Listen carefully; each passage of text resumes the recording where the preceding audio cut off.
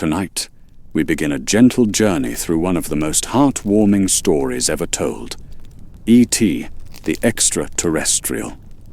It's a peaceful tale of friendship, wonder, and the magic that happens when two different worlds meet. Let your mind settle as we drift through this touching story of a small visitor from the stars and the boy who helped him find his way home. But before that, my name's Murphy, and I'd love to know where you're listening from and what time of day it is for you. If this brings you calm, don't forget to subscribe. There are so many more peaceful nights ahead. Our story begins on a calm, quiet night in a forest, just outside a small California town. The tall trees stand like gentle guardians in the darkness, their branches swaying softly in the warm evening breeze. Stars twinkle peacefully overhead, casting a gentle glow through the canopy of leaves. Everything feels still and serene, as if the whole world is getting ready to sleep. But something extraordinary is about to happen in this peaceful place. High above the treetops, barely visible against the starlit sky, a large spacecraft moves silently through the night air. It's round and smooth, glowing with a soft, warm light that doesn't disturb the forest's natural rhythm. The ship drifts downward like a falling leaf, settling gently into a clearing surrounded by towering pine trees. The landing is so quiet that not even the night creatures seem to notice. Rabbits continue to nibble grass nearby, and owls call softly to each other from their perches. The ship simply rests there, peaceful and still, as if it has always belonged in this quiet forest clearing. After a few moments of perfect stillness, a soft doorway opens in the side of the spacecraft. Gentle light spills out, creating a warm glow among the trees. From this opening, small figures begin to emerge. They move slowly and carefully, like children exploring a new playground for the first time. These visitors are unlike anything Earth has ever seen, yet there's something wonderfully gentle about them. They're small and round, with long arms that help them move gracefully through the forest. Their skin glows softly in the starlight, and their large eyes reflect curiosity and wonder as they look around at this new world.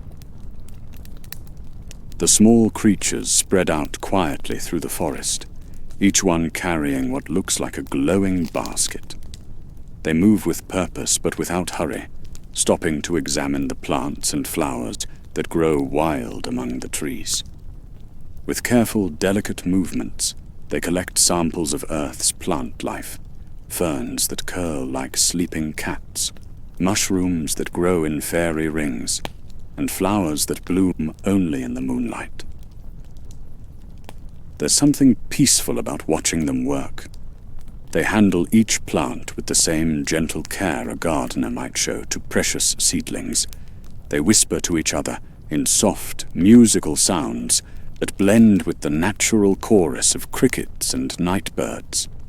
The forest seems to welcome them, as if recognizing kindred spirits who understand the quiet beauty of growing things. As the small visitors continue their peaceful collecting work, something changes in the distance. Through the trees, harsh white lights begin to flicker and dance. The gentle sounds of the forest are slowly replaced by the rumble of engines and the cracking of radio static. Heavy footsteps begin to echo through the woods, getting closer with each passing moment. Government agents in dark uniforms move through the forest with flashlights and equipment. They're not unkind people, but they represent a world that might not understand these gentle visitors. Their job is to investigate unusual activities, and a glowing spacecraft certainly qualifies as unusual. They carry devices that beep and click, searching for signs of the extraordinary. The small creatures sense the approaching humans and begin to gather together near their ship. They move with quiet urgency now, like a family packing up from a picnic when storm clouds gather. Their glowing baskets are quickly loaded back onto the spacecraft, and one by one, they disappear through the soft doorway. But in the gentle confusion of the moment, one small figure doesn't make it back to the group. This visitor has wandered farther from the ship than the others, drawn by a particularly beautiful grove of ancient oak trees. He's completely absorbed in studying a cluster of delicate wildflowers that seem to glow in the moonlight. The spacecraft begins to hum with quiet energy, ready to return to the safety of the stars. The captain of the small ship realizes that humans are approaching and knows they must leave immediately. There's no time to search for the missing crew member. With a soft whooshing sound, the ship rises gently into the night sky, disappearing among the stars like a dream fading at dawn. The small visitor we'll come to know as E.T. looks up just in time to see his ship's soft glow vanishing into the darkness. For a moment, he stands perfectly still among the tall trees, processing what has just happened. The forest around him continues its gentle night sounds, but now he's completely alone on a strange world, far from everything familiar. E.T. isn't frightened exactly, but there's a deep sadness in his large, expressive eyes. He's a peaceful creature, someone who finds joy in simple things, like the texture of tree bark or the way moonlight filters through leaves. But now he must figure out how to survive in this new place until his people can return for him. He begins to move slowly through the forest, his long arms helping him navigate between the trees. His glowing heart creates a small circle of warm light around him, like carrying a gentle lantern through the darkness. He's looking for somewhere safe to rest, somewhere he can think and plan and wait for rescue. The night grows deeper, and E.T. finds himself at the edge of the forest, where the wild trees give way to neat suburban yards. He can see houses in the distance, their windows glowing warmly, with the lights of families settled in for the evening. The sight is both comforting and strange to him, these organized human dwellings so different from the organic curves of his home world. E.T. settles down in a grove of eucalyptus trees at the forest's edge. The leaves rustle softly overhead, creating a natural shelter. He pulls his arms around himself and settles in to wait, his heart light pulsing gently, like a nightlight keeping the darkness at bay. He doesn't know it yet, but very soon his life will become intertwined with that of a boy who needs a friend just as much as E.T. needs to find his way home. In a comfortable house nestled in the peaceful suburban neighborhood below the forest, a 10-year-old boy named Elliott is having trouble falling asleep. Elliott is the kind of boy who thinks deeply about things, who notices details that others might miss. He has gentle eyes and a quiet way about him, but also carries the restless energy of someone who feels like he doesn't quite fit in with the world around him. Elliott's house sits on a quiet street lined with similar homes, each with neat front yards and mailboxes that stand like small soldiers along the sidewalk. The neighborhood is the sort of place where children ride bicycles until dinner time, and families gather on front porches to watch the sunset. It's peaceful and safe, but for Elliott, it sometimes feels a little too quiet, a little too ordinary. His bedroom window faces towards the forest, and on clear nights like this one, he can see the tops of the tall trees swaying gently in the breeze. Elliott often finds himself looking out that window, wondering what might be hiding in those dark woods. He's always been drawn to mysteries, to the possibility that extraordinary things might exist just beyond the edge of everyday life. Elliott lives with his mother Mary, his older brother Michael, and his little sister Gertie. His father moved away some time ago, leaving behind an empty chair at the dinner table and a family that still learned how to be complete with just the four of them. Mary works hard to keep everything together, but there are moments when the house feels too big and too quiet. As Elliott lies in bed, listening to the soft sounds of the house settling down for the night, something unusual reaches his ears. From somewhere outside, beyond his bedroom window, comes a series of soft sounds that don't quite match the normal nighttime chorus of crickets and distant traffic. The sounds are gentle, but definitely not natural, like someone or something moving carefully through the backyard, trying not to be noticed. Elliott sits up in bed, pressing his ear towards the window. There it is again, a soft rustling that's different from wind in the trees, or a neighbor's cat prowling through the gardens. Elliott slips out of bed and moves quietly to the window, careful not to wake anyone else in the house. He peers out into the backyard, where the family's storage shed sits like a small shadow against the back fence. The yard is mostly dark, lit only by a distant streetlight and the gentle glow of stars overhead. As he watches, Elliott sees something that makes his heart beat a little faster. There's definitely movement near the shed, something small and careful working its way through the shadows. It's too big to be a cat, too quiet to be a person, and it moves in a way that doesn't quite match anything Elliott has ever seen before. The boy's curiosity overcomes any fear he might feel. Elliott has always been braver than most people realize, willing to investigate mysteries that might make others turn away. He quietly pulls on his robe and slippers, then tiptoes through the house towards the back door. The house around him is peaceful and still. His mother sleeps soundly in her room down the hall, tired from her long day at work.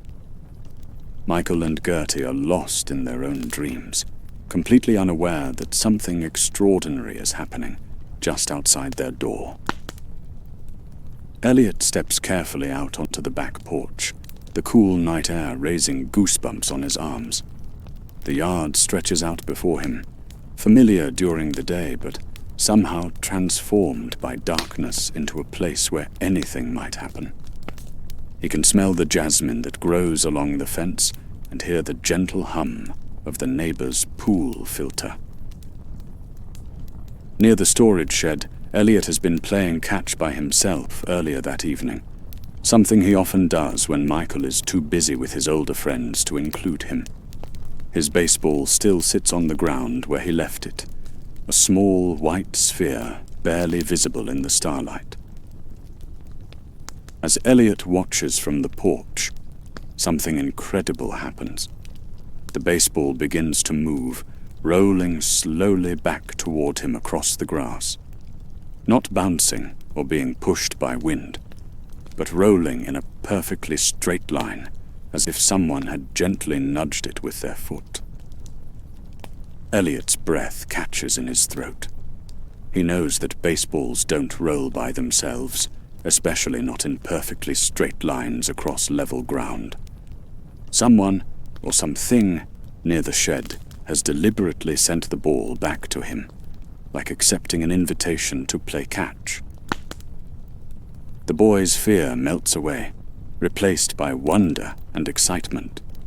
This isn't something scary or threatening. This feels like communication, like someone trying to be friendly in the only way they know how. Elliott picks up the baseball, feeling its familiar weight and texture, then gently rolls it back towards the shed. For a moment, nothing happens. Then, just as slowly and deliberately as before, the baseball comes rolling back to him across the grass. There's definitely someone hiding near the shed, someone who wants to play, but is too shy or scared to show themselves.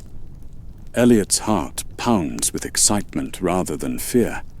He's always known that extraordinary things must exist somewhere in the world, and now one of those extraordinary things has apparently found its way into his own backyard.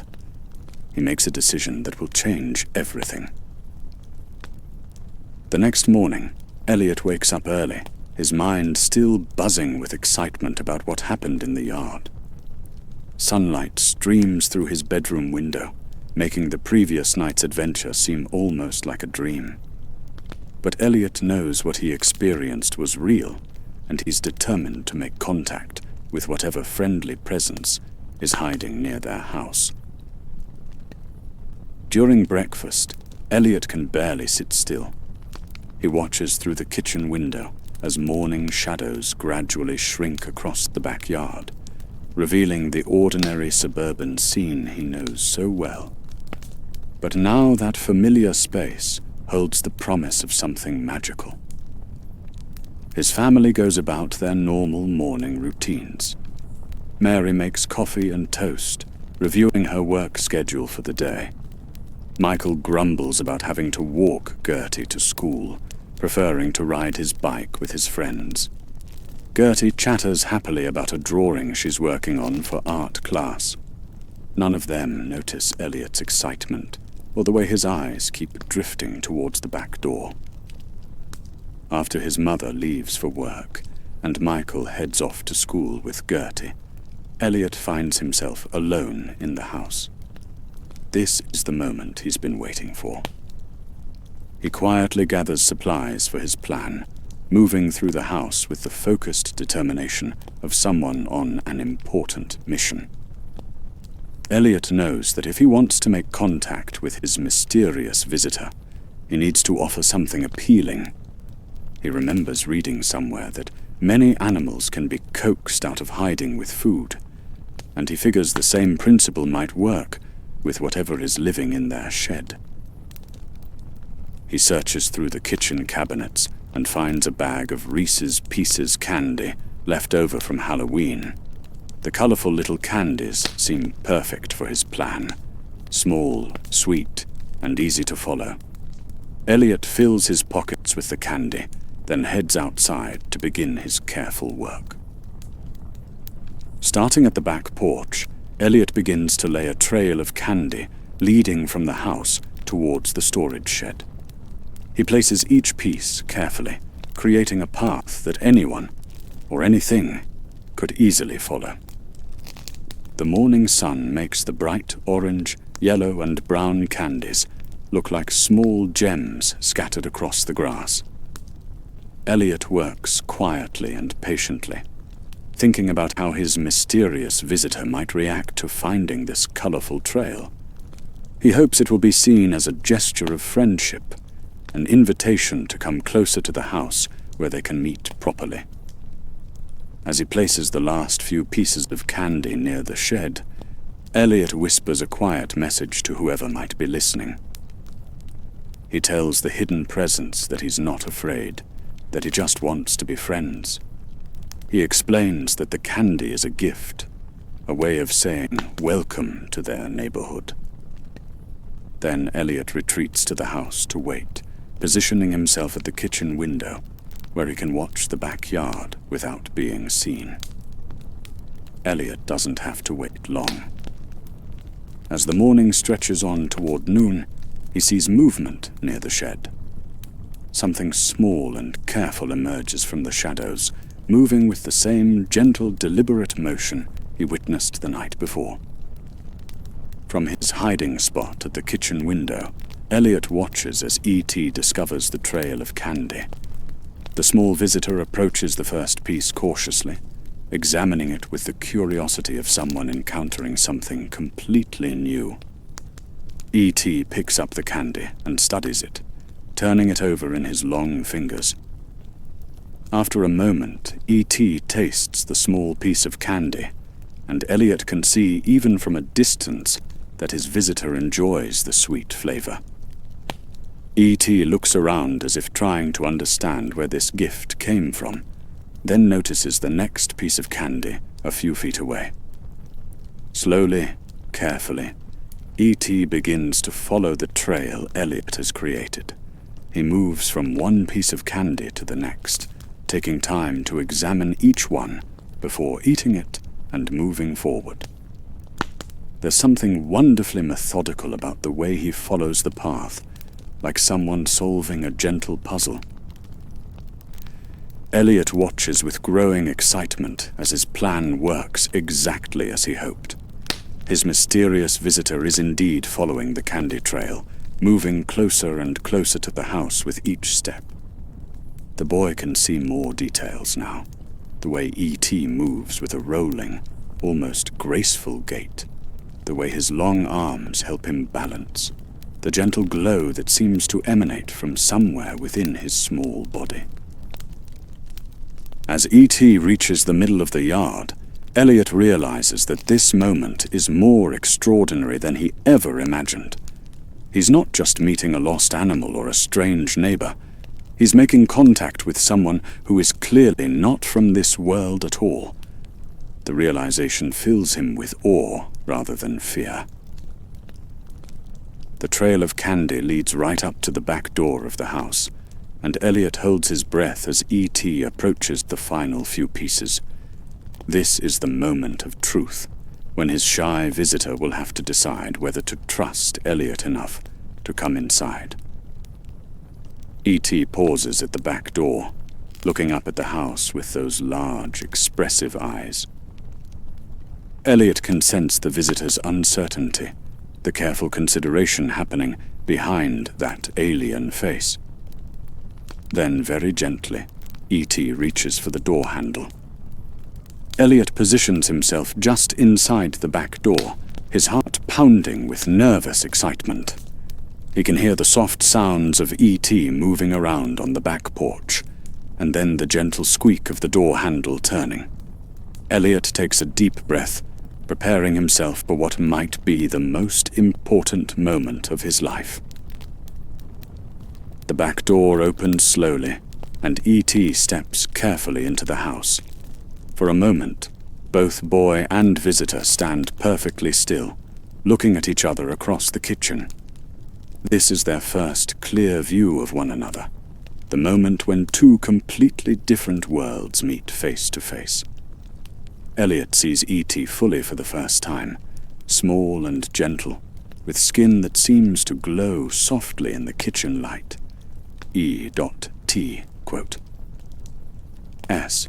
Large eyes are filled with intelligence and kindness, and there's nothing frightening about him at all. He's clearly scared, but also curious, like a shy child meeting a new friend for the first time.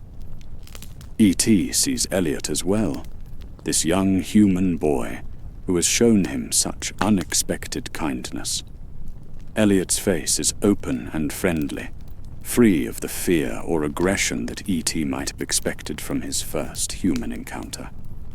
The boy's eyes shine with wonder and excitement, but also with a gentleness that E.T. immediately recognizes. For several long moments, they simply look at each other, each taking in the reality of this extraordinary meeting.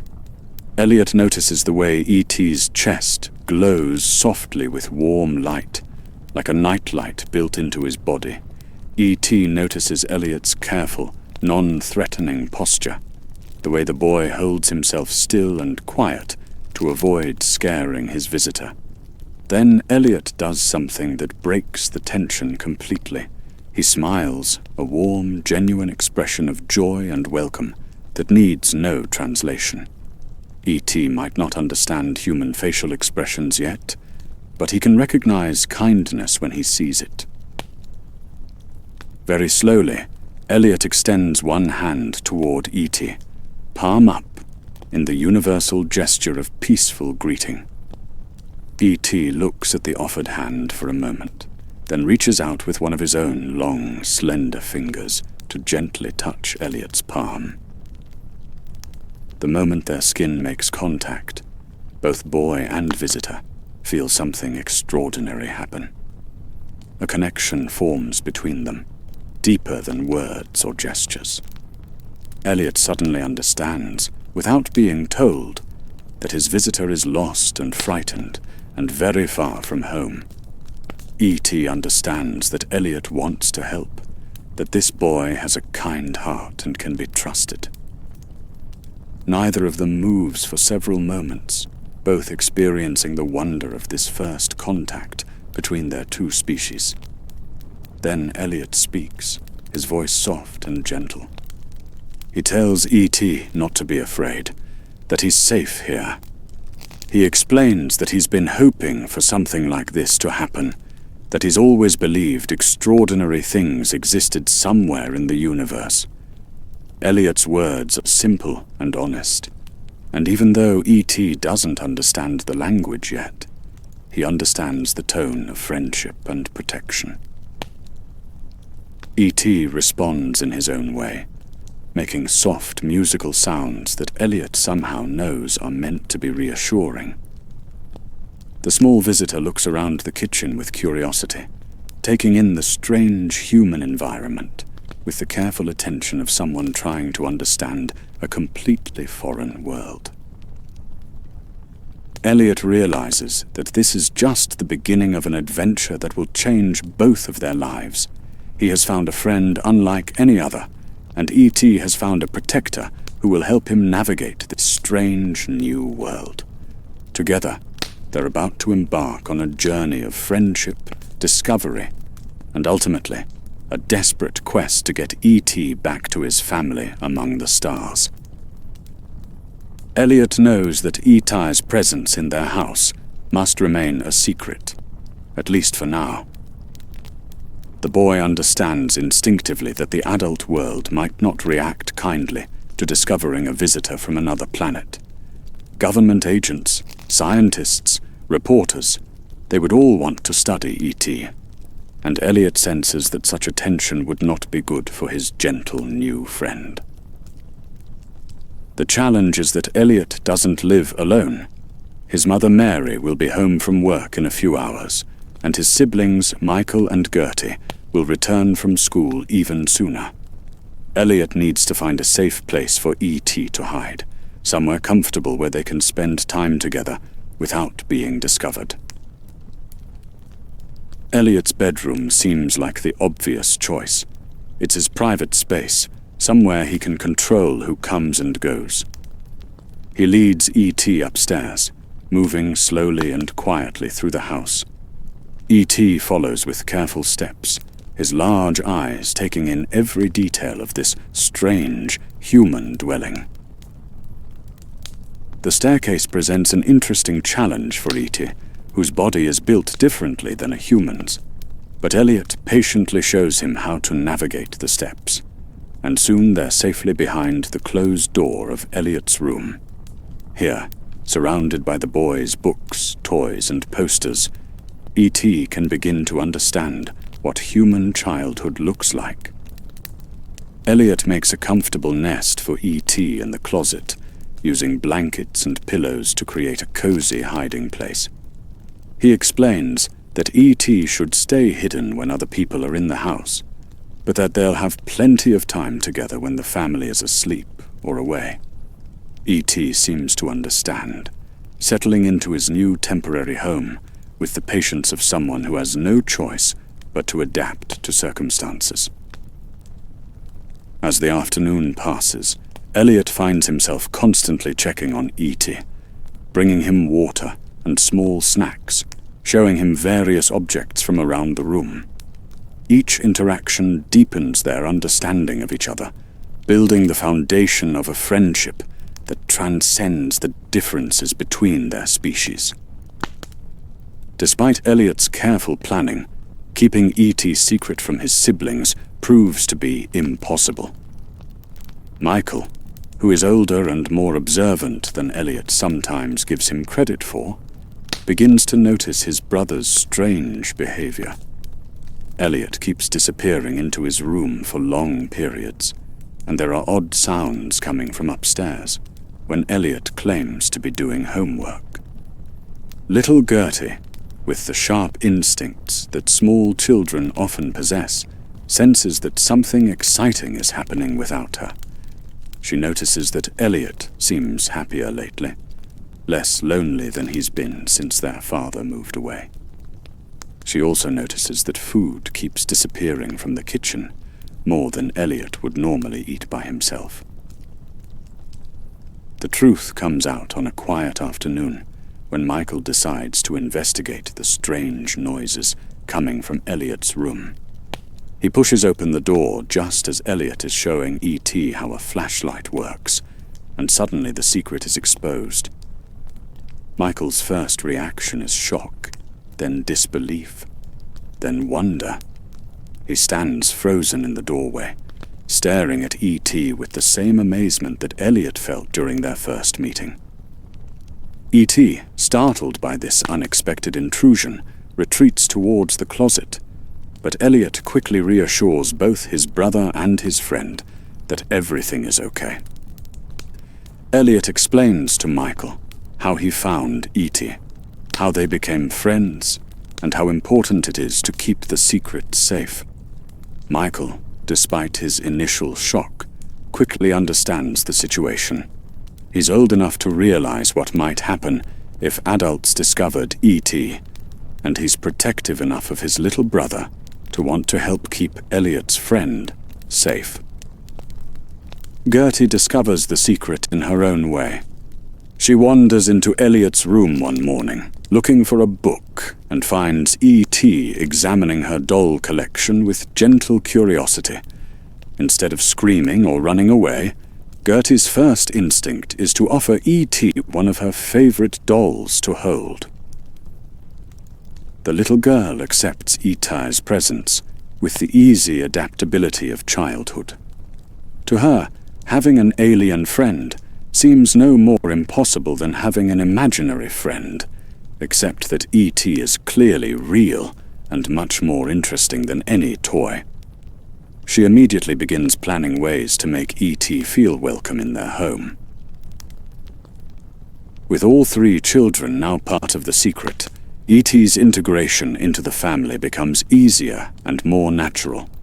Elliott, Michael, and Gertie work together to teach E.T. about human life while learning about him in return.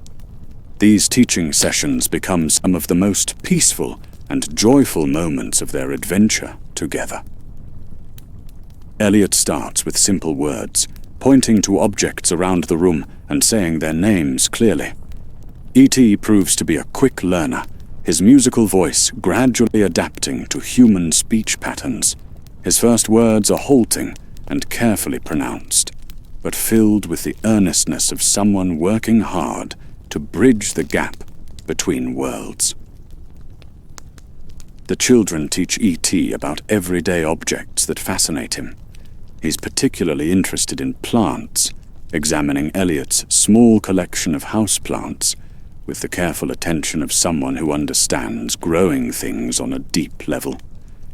When E.T. touches the plants, they seem to respond, their leaves growing greener and their flowers blooming more brightly. Gertie takes charge of E.T.'s education about human emotions and social customs. She shows him her picture books, pointing to the faces of characters and explaining what different expressions mean. E.T. practices smiling, though his alien features create a unique version of human expressions that is both foreign and endearing. Michael contributes his knowledge of practical things, how light switches work, how the television operates, how the telephone connects voices across distances. E.T. is fascinated by human technology, though it's clearly primitive compared to what he's used to from his own world.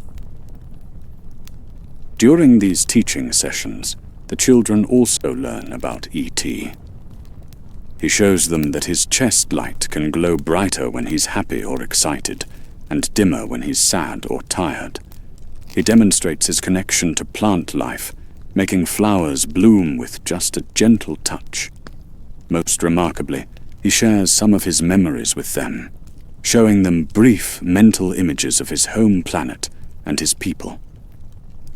Through these exchanges, they all begin to understand that E.T. is not just lost, but deeply homesick. His people live in a world of living trees and gentle light, where technology and nature exist in perfect harmony. He misses his family and his home, with an ache that the children can feel, even though they don't fully understand it. As their friendship deepens, the children realize that E.T. needs more than just hiding in Elliott's closet. He needs to experience life, to see the world beyond the four walls of their house. But taking him outside presents obvious challenges. E.T.'s appearance would certainly attract attention, and attention is the last thing they want. Gertie comes up with the solution during her favorite time of year, Halloween. She suggests that they can disguise E.T. as a trick-or-treater, hiding his alien appearance under a costume that will allow him to walk through the neighborhood without anyone suspecting the truth. The children work together to create E.T.'s disguise. They start with one of their mother's old bathrobes, which fits E.T.'s small frame perfectly. Gertie contributes a blonde wig from her dress-up collection, carefully adjusting it to cover E.T.'s distinctive head shape. Elliott adds sunglasses to hide E.T.'s large, expressive eyes. The transformation is remarkable. Dressed in human clothes, E.T. could pass for a small child in costume, especially in the chaotic fun of Halloween night when everyone is wearing masks and strange outfits. The children are delighted with their creativity, and E.T. seems to enjoy the process of becoming temporarily human. They practice walking with E.T. in his disguise, teaching him to move in a way that won't attract attention. E.T. is naturally graceful, but his usual gait is quite different from human movement. With patient coaching from all three children, he learns to approximate the way a small child might walk while wearing a bulky costume. The Halloween plan serves a purpose beyond just getting E.T. out of the house for fresh air and exercise. Elliott has been thinking about E.T.'s situation, and he realizes that his friend needs to communicate with his people if there's any hope of getting him home. The forest where E.T.'s ship originally landed seems like the best place to try to make contact, but it's too far to walk. They'll need bicycles to get there, and Halloween night provides the perfect cover for such an unusual expedition. As the days pass, Elliott and E.T. develop a connection that goes beyond normal friendship. They begin to share sensations and emotions in ways that neither of them expected. When E.T. is happy, Elliott finds himself smiling for no apparent reason. When Elliott feels sad, E.T.'s chest light dims with sympathetic sorrow. This psychic connection manifests in small but noticeable ways throughout their time together. When E.T. discovers the refrigerator and experiments with cold drinks, Elliott suddenly craves ice cream. When Elliott watches television, E.T. experiences the emotions of the characters on screen as if they were happening to him personally. The sharing of experiences creates a deep understanding between them. Elliott begins to comprehend the profound loneliness E.T. feels being separated from his people. E.T. starts to understand Elliott's own feelings of isolation, the way the boy sometimes feels lost in his own world, even when surrounded by family and classmates. Their connection also reveals E.T.'s growing weakness. The longer he remains on Earth, the more his health seems to decline. Elliott notices that E.T.'s chest light isn't as bright as it was when they first met, and E.T. moves more slowly than before. There's an increasing urgency to their situation. E.T. needs to contact his people soon, before it's too late. Elliott shares his concerns with Michael and Gertie. and they all agree that Halloween night will be their chance to help E.T. send a message to his ship. They don't know if anyone will answer, or if E.T.'s people are even still looking for him, but they have to try. The alternative, watching their friend slowly fade away, is too heartbreaking to consider. As Halloween approaches, the children finalize their plans with the careful attention of young people embarking on their first real adventure. They gather supplies, map out their route to the forest, and rehearse their story in case anyone questions what they're doing out so late on Halloween night. E.T., dressed in his human disguise, practices riding on the back of Elliott's bicycle. It's challenging at first, but E.T.'s natural balance and Elliott's patient teaching help him master this new skill. Soon he's comfortable enough to make the journey to the forest, ready to attempt contact with his home among the stars. The stage is set for the most important night of their friendship, the night when E.T. will try to call home. The days leading up to Halloween find Elliott, Michael, and Gertie working together with quiet determination to gather everything E.T. might need to contact his ship. This isn't a project they can research at the library or ask adults about. They're working from E.T.'s incomplete explanations and their own creativity, trying to build a communication device that can reach across the vastness of space. E.T. has been trying to explain what he needs, using the limited human vocabulary he's learned, and sometimes resorting to drawings or gestures to get his ideas across. The children understand that he needs to build something that can send a signal powerful enough to reach his people, wherever they might be searching for him. Michael contributes his knowledge of electronics, gathered from science classes, and his own curiosity about how things work.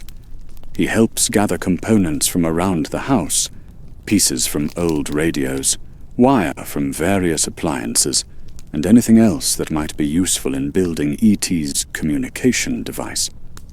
Elliott focuses on understanding what E.T. is trying to tell them about how the device should work.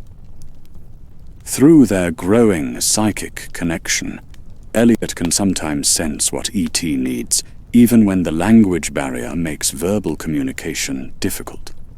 He becomes the translator between E.T.'s alien knowledge and his siblings' human understanding. Gertie's contribution is perhaps the most important of all. Her child's acceptance of impossible things helps keep everyone focused on the goal, rather than getting bogged down in doubts about whether their plan can actually work. When Michael starts to worry that they're attempting something beyond their abilities, Gertie's confidence reminds them that they've already accomplished the impossible by befriending an alien.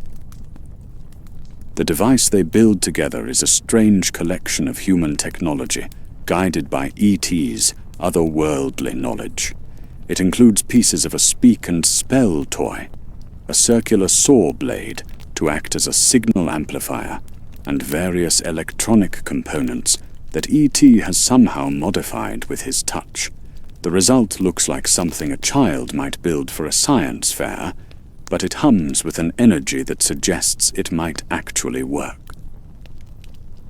Halloween evening arrives with the perfect combination of excitement and nervous anticipation. The neighborhood comes alive with costumed children moving from house to house, creating the ideal cover for Elliott and E.T.'s unusual expedition. Michael and Gertie will stay home to provide alibis if needed, while Elliott and E.T. venture out into the night. E.T., dressed in his carefully constructed human disguise, looks remarkably convincing as he sits on the back of Elliott's bicycle. The blonde wig and sunglasses hide his most distinctive features, and the oversized bathrobe makes him appear to be a small child in a bulky costume. In the chaos of Halloween night, no one gives them a second glance. Elliott pedals carefully through the neighborhood streets, making his way toward the forest where everything began. The device they've built is secured in the bicycle's basket, covered with a towel to keep it hidden from curious eyes. Elliott can feel E.T.'s excitement and nervousness through their psychic connection, and he tries to project confidence and reassurance in return. The journey to the forest takes them through parts of the town that Elliott rarely visits. They pass houses decorated with jack-o'-lanterns and fake spider webs, yards full of children in costumes, and groups of teenagers engaged in Halloween pranks. The normal activity of the holiday provides perfect camouflage for their secret mission. As they leave the residential neighborhoods behind and approach the wooded area where E.T.'s ship first landed, the sounds of Halloween celebration fade behind them. The forest looms ahead, dark and mysterious under the clear night sky. Elliott can see the stars through gaps in the tree canopy, and he wonders which one of those distant points of light might be E.T.'s home. Elliott and E.T. make their way along forest paths that seem different at night than they did during Elliott's daytime explorations. The trees create shifting shadows that change with every breeze, and the sounds of nocturnal creatures add an otherworldly soundtrack to their mission. E.T. seems to know where he wants to go, gently guiding Elliott toward a particular clearing deep in the woods. They emerge into an open space surrounded by tall trees, a natural amphitheater that feels perfect for their purpose.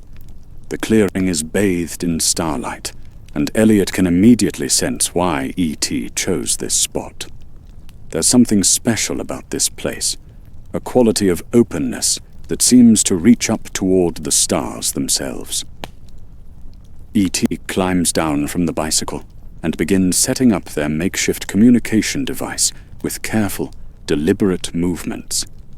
Elliott helps him arrange the components, though he doesn't fully understand how everything is supposed to work together. E.T.'s long fingers move over the device with practiced skill, making final adjustments that somehow bring all the separate pieces into harmony. As E.T. works, Elliott looks up at the vast canopy of stars overhead. The night is clear and still, perfect for their attempt at long-distance communication. Elliott finds himself wondering about E.T.'s people, imagining them somewhere out there among those countless points of light, perhaps searching for their lost friend with the same determination that brought Elliott and E.T. to this forest clearing. When the device is finally ready, E.T. positions it carefully in the center of the clearing. The strange collection of human technology and alien modifications begins to hum with energy, creating a soft glow that complements the starlight, filtering through the trees. E.T. places his hands on the device, and Elliott can see the concentration in his friend's large eyes. Then E.T. speaks the words that will become forever linked with this moment. In his careful, musical voice, he says the phrase he has been practicing for days: E.T. phone home. The simple words carry all of his longing, all of his hope that his people are still out there somewhere, still looking for him. The device responds to E.T.'s touch, its glow growing brighter, and its humming deepening into something that Elliott can feel in his chest as much as hear with his ears. Lights begin to flash in patterns that seem random to Elliott, but clearly have meaning for E.T. The communication device is working, sending its signal up through the forest canopy and out into the vastness of space. Elliott watches in fascination as E.T. operates the device with growing confidence. There's something beautiful about seeing his friend in his element, using knowledge and abilities that connect him to his true home. The boy realizes that no matter how strong their friendship has become, E.T. belongs among the stars with his own people. For several minutes, they maintain the signal, ET's chest light pulsing in rhythm with the communication device. Elliott holds his breath, hoping desperately that someone, somewhere, is receiving their message and preparing to respond. The forest around them seems to hold its breath as well, as if all of nature is aware that something momentous is happening in this quiet clearing. After the initial transmission, E.T. and Elliott settle in to wait for a response. They don't know how long it might take for their signal to reach E.T.'s people, or how long it might take for a return message to travel back to Earth. They prepare themselves for a long vigil under the stars. Elliott spreads a blanket on the ground, and they sit together in comfortable silence, watching the sky for any sign that their message has been received. ETA's communication device continues to hum softly, ready to receive any incoming signals. The night air is cool but not unpleasant, and Elliott finds himself feeling more peaceful than he has in weeks. As they wait, E.T. shares more of his memories with Elliott through their psychic connection. Elliott experiences brief glimpses of E.T.'s home world, a place of incredible beauty, where cities grow like forests and technology works in harmony with nature. He sees E.T.'s people, gentle beings who live in peace and spend their time learning about the universe through careful exploration. Elliott also shares his own world with E.T., helping his friend understand human families, human emotions, and the complex relationships that define life on Earth. Through their connection, E.T. experiences Elliott's memories of happier times when his family was complete, and he begins to understand the boy's own form of homesickness. Hours pass in this quiet communion, both friends drawing comfort from each other's presence, even as they hope for contact with E.T.'s family. The stars wheel slowly overhead, following their ancient patterns across the sky. Elliott finds himself memorizing this moment, sensing somehow that it represents the peak of their adventure together. Then, just as Elliott is beginning to worry that their signal hasn't reached anyone, something extraordinary happens. A new star appears in the sky, growing brighter as they watch. E.T. sits up straighter, his chest light beginning to pulse with excitement. The communication device is humming, changes pitch, indicating that it's receiving a signal. The answering signal fills the clearing with a gentle, pulsing light that seems to resonate with E.T.'s own inner glow. Elliott watches in wonder as E.T. interacts with the incoming message, his long fingers dancing over the communication device as he receives information from his people. Elliott can't understand the content of the alien communication, but he can sense E.T.'s emotional response through their psychic connection. There's overwhelming relief. E.T.'s people are still looking for him, still hoping to bring him home. There's also love and worry, the same emotions Elliott might expect from any family that has lost a member they care about. The communication continues for several minutes, with E.T. apparently able to send information about his location and condition back to his ship. Elliott realizes that they are probably coordinating a rescue, planning a safe way to retrieve E.T. without alerting Earth's authorities to their presence. As the signal finally fades, E.T. turns to Elliott with an expression of joy mixed with sadness. His chest light glows brighter than Elliott has seen it in days, renewed by contact with his own kind. But there's also something melancholy in his large eyes, an awareness that their friendship will soon come to an end. E.T. tries to explain what he's learned from the communication, using his limited human vocabulary, supplemented by gestures and their psychic connection. Elliott understands that E.T.'s ship will return for him, probably within a day or two, The rescue he's been hoping for is finally going to happen. But as they pack up the communication device and prepare for the journey back to Elliott's house, both friends are aware that their time together is growing short. The successful contact with E.T.'s people means that their adventure is entering its final phase. The ride home is quiet, both of them processing the mixture of hope and sadness that comes with knowing their separation is near. Elliott pedals through the sleeping neighborhood, past houses where families rest peacefully, unaware that history was just made in the forest beyond their town. In the days following their successful communication with E.T.'s ship, Elliott begins to notice troubling changes in his friend. The excitement of making contact with his people seemed to energize E.T. briefly, but now he appears to be growing weaker rather than stronger. His movements become slower and more careful, and his chest light dims noticeably. Elliott tries to understand what's happening through their psychic connection, but E.T.'s thoughts seem increasingly distant and confused. Sometimes E.T. doesn't respond when Elliott speaks to him, as if he's focusing all his energy on some internal struggle. The vibrant, curious being who delighted in learning about human life is gradually being replaced by someone who seems to be fading away. Michael and Gertie notice the changes too. Gertie, with her child's directness, asks E.T. if he's feeling sick. E.T. tries to reassure her, but his usual gentle manner seems strained, requiring effort that once came naturally. Michael, older and more observant, recognizes that something is seriously wrong. The children try everything they can think of to help E.T. feel better.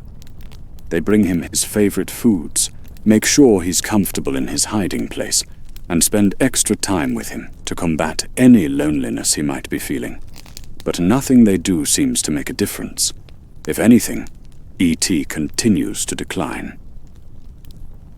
Elliott begins to experience some of E.T.'s physical distress through their psychic bond. He finds himself feeling tired and weak for no apparent reason, and sometimes he feels inexplicably cold even when the weather is warm. The connection that has been such a source of joy and wonder is now allowing Elliott to share in E.T.'s suffering.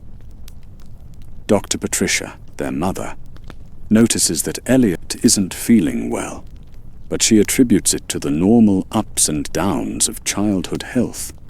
She makes sure he gets plenty of rest and encourages him to eat well, but she has no way of knowing now that her son's illness is connected to an alien visitor hiding in their house.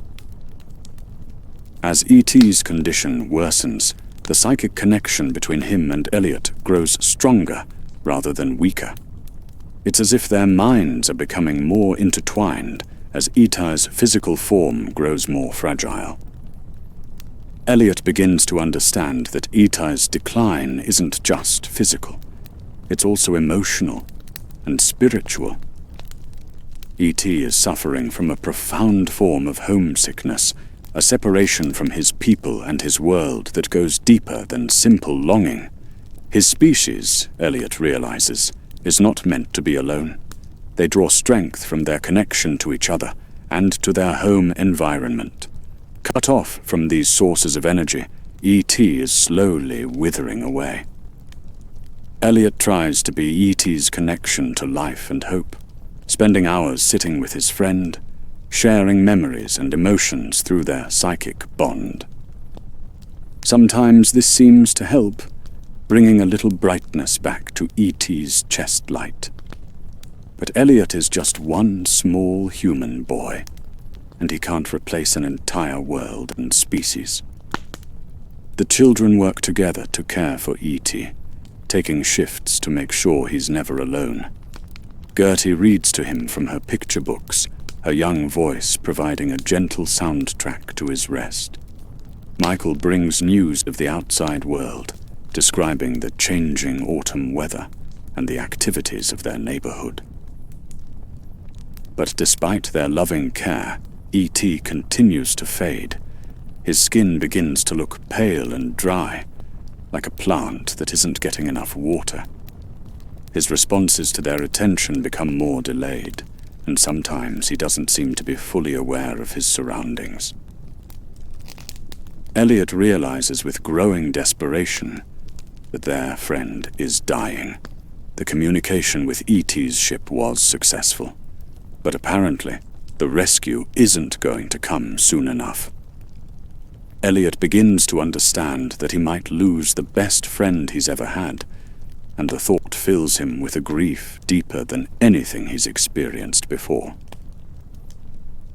The children's careful secret-keeping becomes increasingly difficult as E.T.'s condition deteriorates. Elliott's own illness, caused by his psychic connection to E.T., begins to worry their mother. She considers taking Elliott to see a doctor, which would make it impossible to keep E.T. hidden.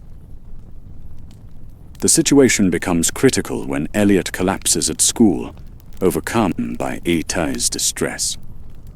Michael has to bring him home, and their mother, Mary, becomes seriously concerned about her son's health. She insists on taking Elliott's temperature and checking for signs of fever or infection. As Mary tends to Elliott, she begins to notice other strange things about the house. Food continues to disappear in unusual quantities, and there are sounds from upstairs that don't match what her children claim to be doing. Her maternal instincts tell her that something important is happening that her children aren't telling her about. The discovery comes when Mary goes upstairs to check on Elliott and finds E.T. collapsed on the floor of Elliott's bedroom. Her first reaction is shock and fear, but as she looks at the small, obviously ill being, her maternal instincts override her surprise. She can see that E.T. is suffering, and her immediate concern is for his welfare. Elliott, weakened by his connection to E.T., tries to explain the situation to his mother. The story comes out in fragments: how he found E.T., how they became friends, how they've been caring for him while waiting for rescue. Mary listens with growing amazement and concern, trying to process the incredible reality of what her children have been dealing with. But their private family crisis is about to become much more complicated. The government agents who have been searching for E.T. since the night his ship departed have finally traced clues that lead them to Elliott's neighborhood. They've been following reports of unusual activity, investigating every possible lead in their systematic search.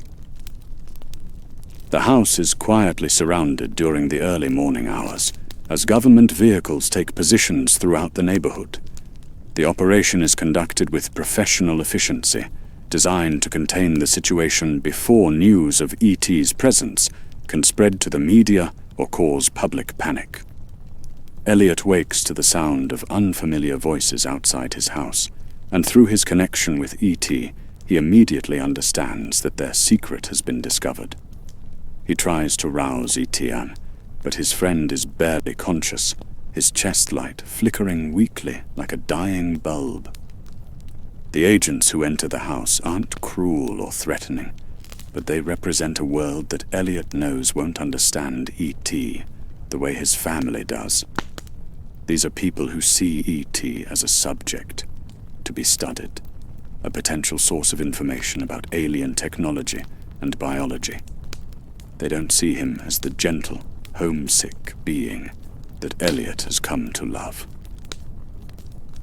Mary tries to protect her children and E.T., but she's quickly overwhelmed by the organized efficiency of the government response.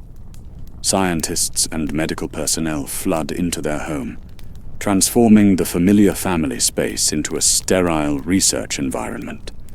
Large plastic tents are erected to create controlled conditions for studying E.T. Elliott, Michael, and Gertie are separated from E.T. despite their protests.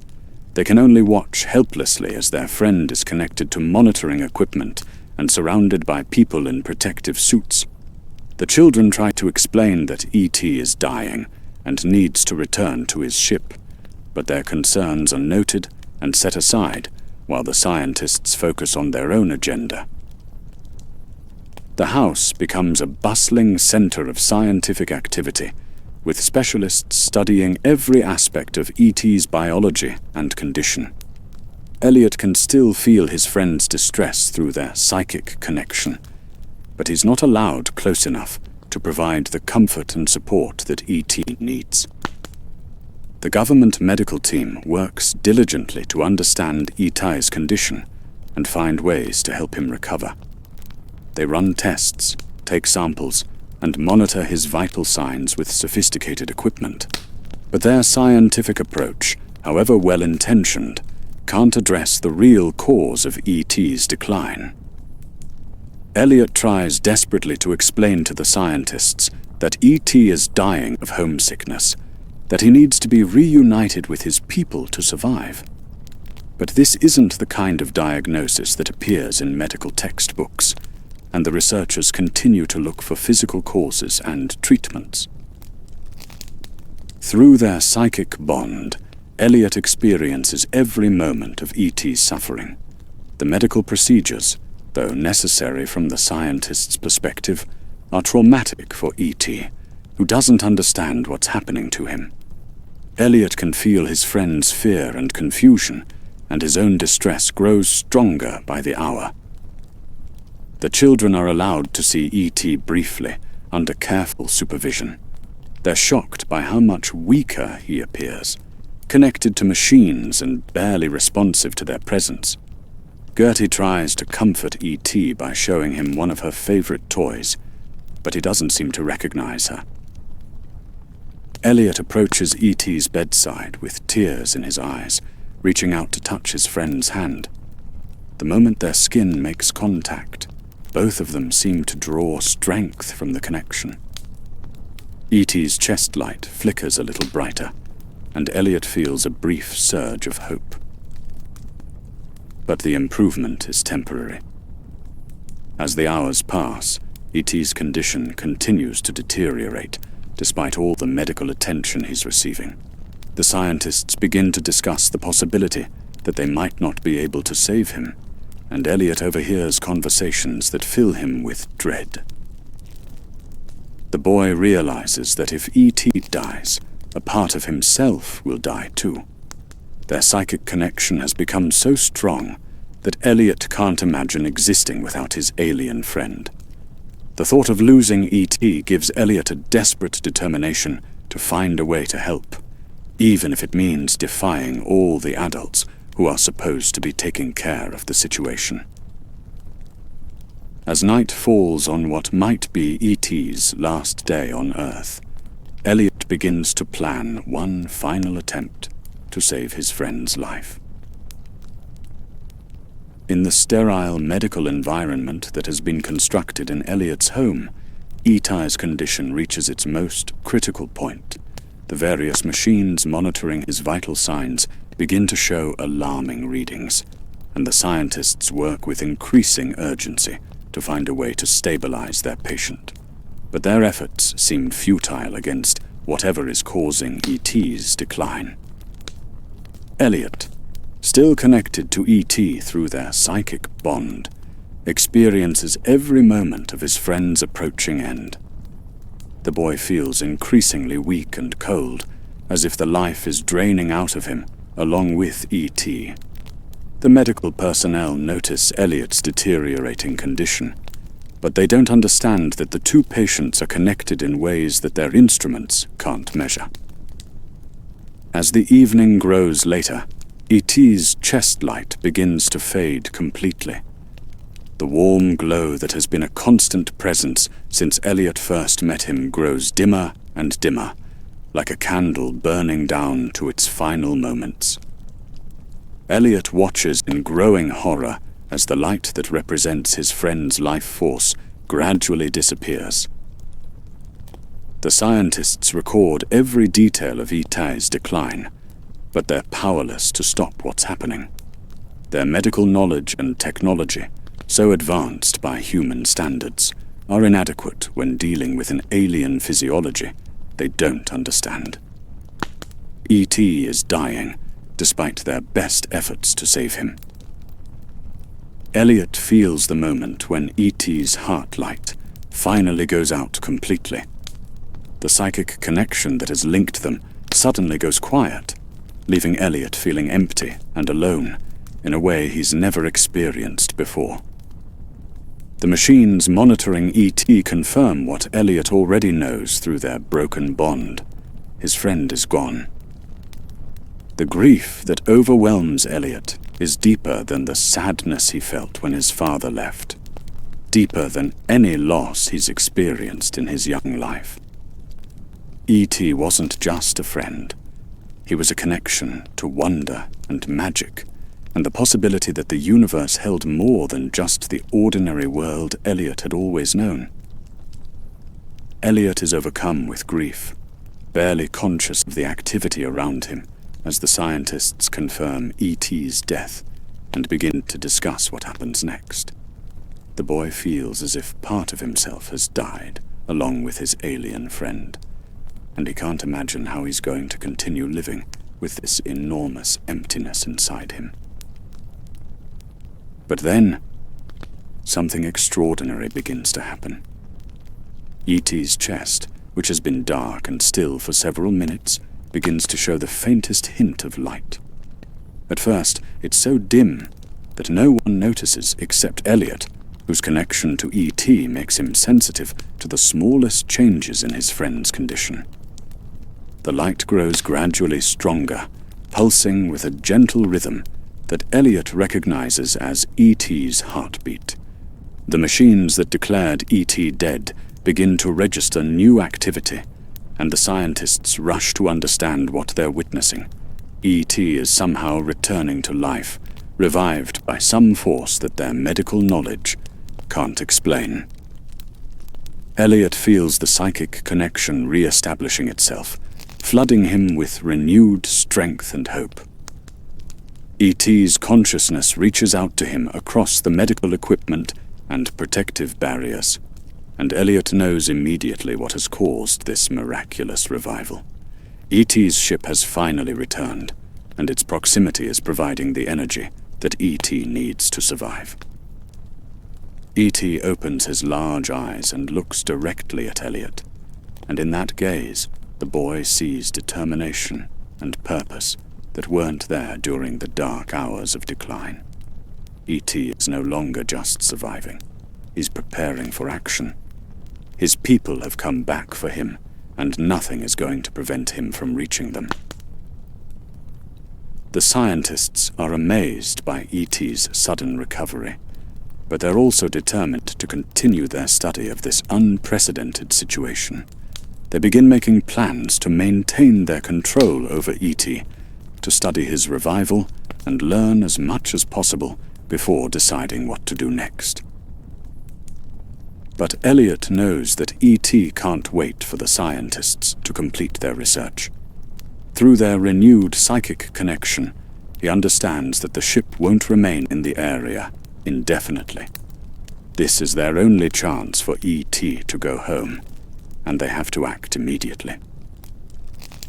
Elliott manages to communicate quietly with Michael, while the scientists are focused on E.T.'s miraculous recovery.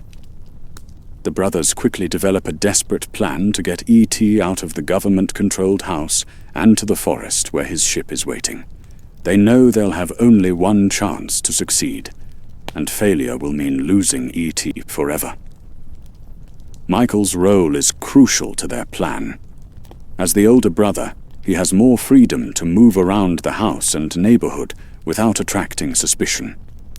He's also the one with the best knowledge of the local area and the quickest route to the forest. Elliott will stay with E.T., using their psychic connection to coordinate the escape. The plan requires precise timing and a considerable amount of luck. Michael will create a distraction that draws the attention of the government agents away from E.T.'s location. Elliott will use that brief opportunity to help E.T. escape from the medical tent and get to the bicycles they've hidden nearby. Gertie, despite her young age, has an important part to play as well. Her job is to stay out of the way and provide an alibi if anyone asks about her brother's whereabouts. She's also prepared to create her own distraction if necessary, using her natural ability to appear innocent while actually being quite clever about misdirection. The children know they're taking enormous risks. If they are caught helping E.T. escape, they'll face serious consequences from both their mother and the government authorities. But none of them can bear the thought of allowing E.T. to remain trapped in a laboratory when his family is so close to rescuing him. E.T., now revived and alert, seems to understand their plan through his connection with Elliott. His chest light glows steadily, providing the strength he'll need for the escape attempt. He's weak from his illness, but his determination to reach his ship gives him the energy to participate in his own rescue. Michael creates his distraction by accidentally triggering a small emergency in another part of the house, causing several of the government agents to leave their posts to investigate. Elliott uses this opportunity to help E.T. slip out of the medical tent and make their way towards the back door. Moving E.T. through the house without being detected requires all of Elliott's knowledge of his own home. He knows which floorboards creak, which doors squeak when they open, and exactly how to move through familiar spaces without making noise. E.T. follows closely behind, his natural grace helping him move silently, despite his recent illness. They reach the back door just as Elliott hears voices indicating that the distraction has been discovered and the search for E.T. will begin immediately. Elliott and E.T. slip outside into the cool night air, where Michael is waiting with their bicycles already prepared for the desperate ride to the forest. The escape becomes a frantic bicycle chase through the suburban neighborhood, with Elliott and E.T. racing through streets they know by heart, while government vehicles try to track them down. The chase winds through parks and alleys, over hills and around corners, as Elliott uses every advantage of local knowledge to stay ahead of their pursuers. E.T., riding behind Elliott, proves to be remarkably helpful during the chase. His alien abilities, restored by his ship's proximity, begin to manifest in extraordinary ways. When their bicycle seems about to be caught by a government van, E.T. somehow gives them extra speed and maneuverability that allows them to escape.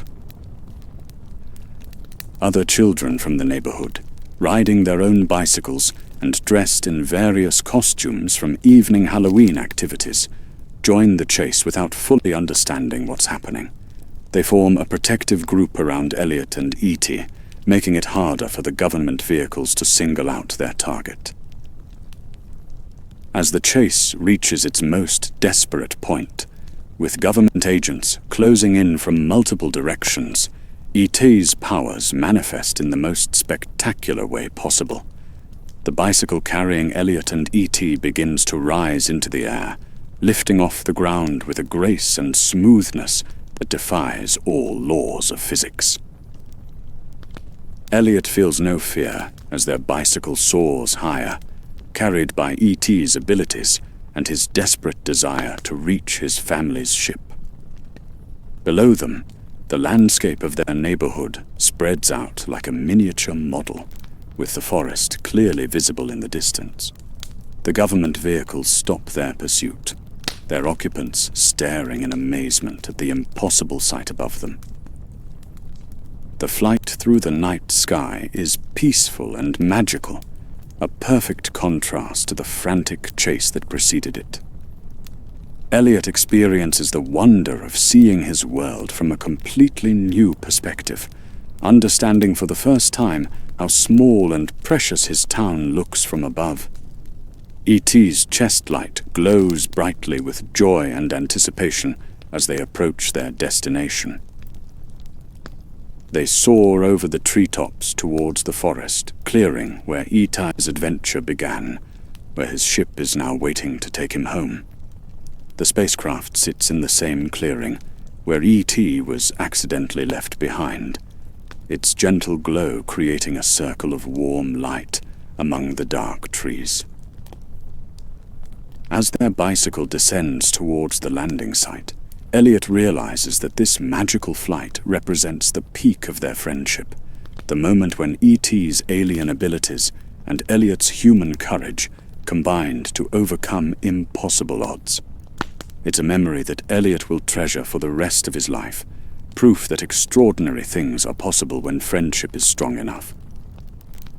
Elliott and E.T. land gently in the forest clearing, where E.T.'s rescue ship waits with patient majesty. The spacecraft is larger than Elliott expected, its surface covered with soft lights that pulse in welcoming patterns. A doorway opens in its side, revealing other members of E.T.'s species waiting to greet their lost friend. E.T. moves toward his ship with obvious joy, his chest light responding to the presence of his people with bright flashes of recognition. But he doesn't rush forward immediately. Instead, he turns back to Elliott, and both friends understand that this is their moment of farewell. The other children, Michael, Gertie, and several neighborhood friends, arrive at the clearing just in time to witness the reunion. They watch in wonder as E.T. approaches his ship, but they also share Elliott's sadness at knowing that their friend is about to leave forever. Elliott and E.T. stand together at the edge of the spacecraft's light, two friends from different worlds who have shared an adventure that neither will ever forget. Their psychic connection allows them to communicate all the things that words could never express. Their gratitude for each other's friendship, their sadness at having to separate, and their certainty that they will remember each other always. E.T. gives Elliott a gift before he leaves, a small flowering plant that glows softly with the same light as E.T.'s chest. It's a living reminder of their friendship, something that will continue to grow and flourish long after E.T. has returned to the stars. Elliott accepts the gift with tears in his eyes, understanding its significance. The farewell between Elliott and E.T. is gentle but heartbreaking, filled with the kind of emotion that transcends the differences between species. E.T. places one long finger against Elliott's forehead, and for a moment, their psychic connection becomes stronger than it has ever been. Elliott feels E.T.'s love and gratitude, and E.T. feels Elliott's promise to never forget their time together.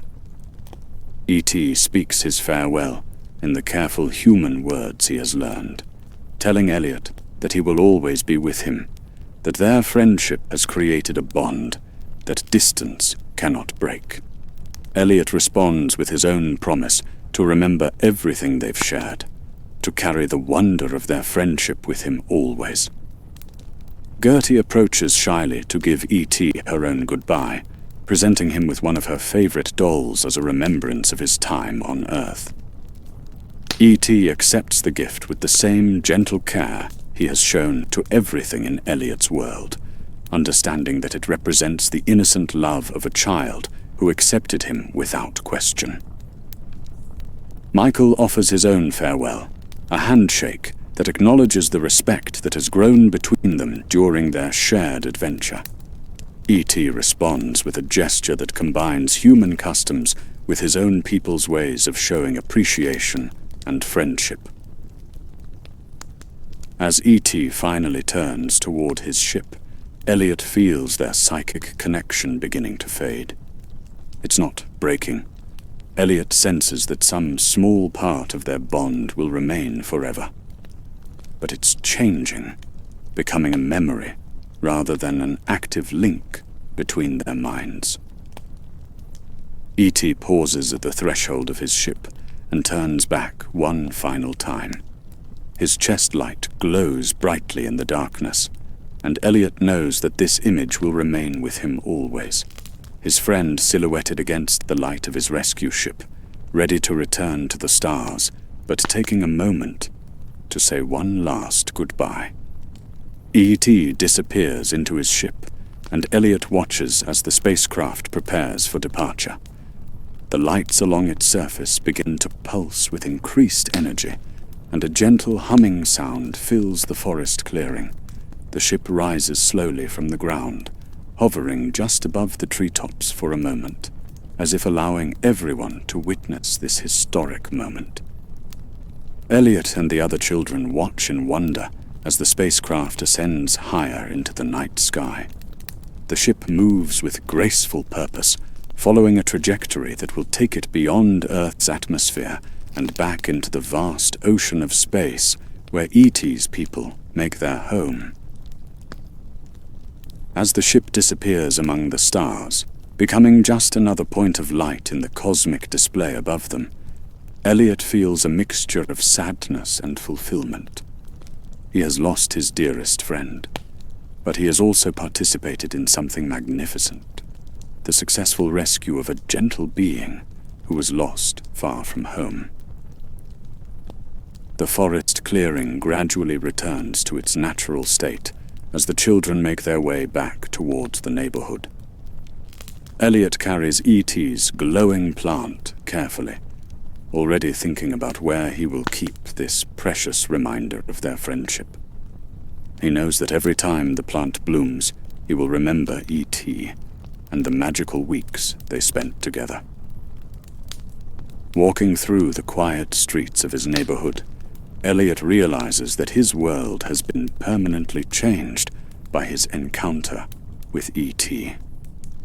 He will never again look at the night sky without wondering about the civilizations that might exist among those distant stars.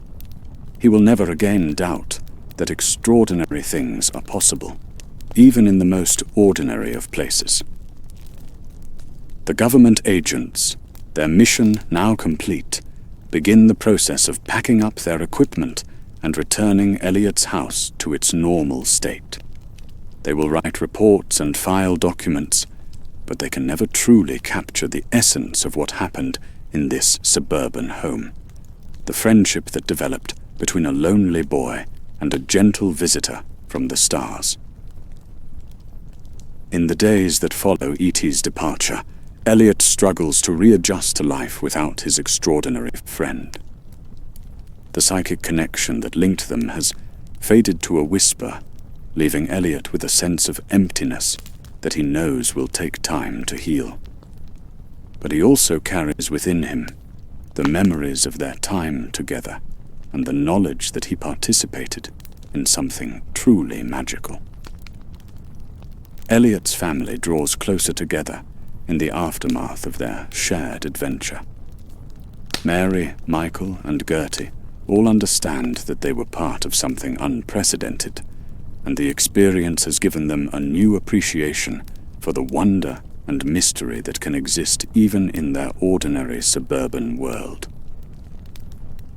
The glowing plant that E.T. gave to Elliott thrives under the boy's careful attention, growing stronger and more beautiful with each passing day. Sometimes, when Elliott is alone with the plant, he imagines that he can sense E.T.'s presence through their connection, a comforting reminder that true friendship transcends even the vastness of space. Elliott returns to school and his normal routines, but he finds that he sees the world differently now. The playground games that once seemed important now feel trivial compared to the adventure he shared with E.T. He has glimpsed the infinite possibilities of the universe, and ordinary life sometimes seems pale in comparison. But Elliott also discovers that his experience with E.T. has given him a new confidence and sense of purpose. He no longer feels like an outsider in his own world. He has proven to himself that he is capable of extraordinary courage and loyalty, and that knowledge helps him navigate the normal challenges of growing up with greater strength and wisdom. As Elliott grows older, he will sometimes tell the story of his friendship with E.T. to people he trusts. Some will believe him, others will think it was an elaborate childhood fantasy. But Elliott knows the truth of what happened, and he carries that truth with him as a source of wonder and hope throughout his life. The story of E.T. and Elliott reminds us all that extraordinary friendships can develop in the most unexpected circumstances, that kindness and courage can overcome seemingly impossible obstacles, and that the universe holds more magic and wonder than we dare to imagine. In the end, it's a story about the power of love to transcend all boundaries, even those between different worlds among the stars. On quiet nights, when Elliott looks up at the star-filled sky, he sometimes sees a particularly bright star that seems to pulse with a familiar rhythm. And in those moments, he knows that somewhere among those distant lights, E.T. remembers their friendship too, and that some bonds are strong enough to span the infinite reaches of space and time. The adventure is over, but the love and wonder it created will last forever. A gentle reminder that magic can touch our lives when we're brave enough to open our hearts to the impossible. The end. If you are still awake, try our other movie story videos. Subscribe if you liked the video. Thanks.